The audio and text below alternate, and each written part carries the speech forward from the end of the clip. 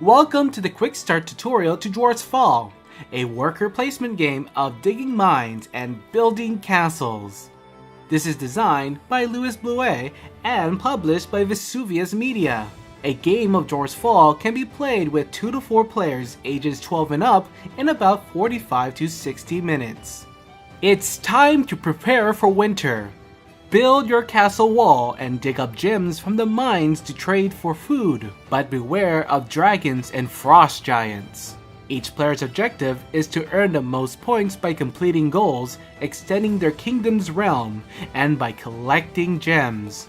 The end of the game is triggered once a player completes 3 gold cards. As we set up the game, please keep in mind to make extra room in the middle area of your gaming space for a place to play cards. To set up a game of Dwarfs Fall, first shuffle the trading goals and reveal 3 cards in a row. Next, shuffle the secret gold cards and give 1 to each player. Next, shuffle the ogre cards and place the gem stack on the table, each divided by their type. Each player will then select one of the 4 colors and collect 9 kingdom cards and 7 dwarves of their chosen color. That's it, it's time to play. There are 3 phases that are in each turn of Dwarfs Fall, which are Perform Action, Resolve, and Discard. On their turn, a player goes through each of these phases. Then the turn passes to the next player in clockwise order. The youngest player will begin the first turn. Let's begin with what kind of actions you can take. Each player gets 3 actions per turn, or 4 if their castle is in play. First, a player can play a kingdom card from their hand. The very first card is played in the middle.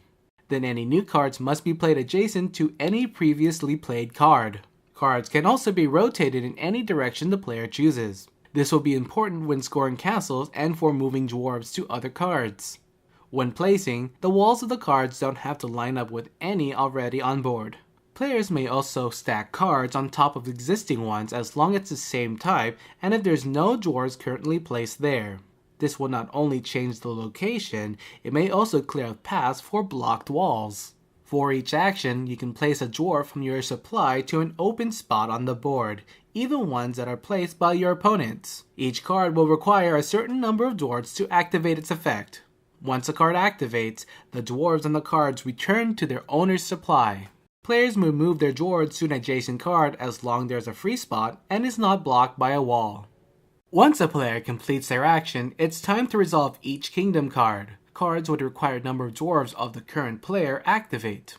Dwarves remain on their card that do not activate. Some cards require less dwarf than what is needed on the card. Remaining dwarves are not removed and stay on the card. The last phase of the game is to discard down to 9 cards. If you have more than 9 cards, then you must discard any extra cards. However, you may not discard your kingdom cards. This means either gems or ogre cards. Let's now talk about kingdom cards. Remember that a player gets 9 of these at the beginning of the game? There are 5 different kingdom cards. First are mines. With the requested dwarves, the player gets the gemstone or gemstones.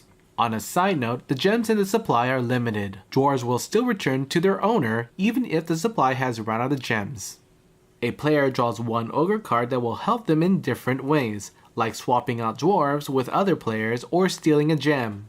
The general store is a place to trade gems with gold cards. With 3 dwarves, return to supply the gems required to take the gold card. The victory points on the card is listed on the top right corner. The player can only use the general store once per card usage. The castle is the main kingdom card, and the castle's owner will grant them 1 extra action, as long as there isn't any frost giants in the area. The castle's ability when used is to dig. This places the top card of the stack to be sent to the bottom, and any player can use this even on other players' castles. When swapping, be careful to keep the same orientation when making changes. One of the other main rules of the castle is to earn points. All the cards that are connected to the castle will score points. Walls block connections leading to the castle, and other player castles score mutually if an area is shared between more than 1 castle. Also take note, the connections can change with the digging action and even stacking on top of new cards. The other 2 cards are monsters, the Sleeping Dragon and the Frost Giant. Both require a player to take 5 of their dwarves to remove it, which also earns some bonus points.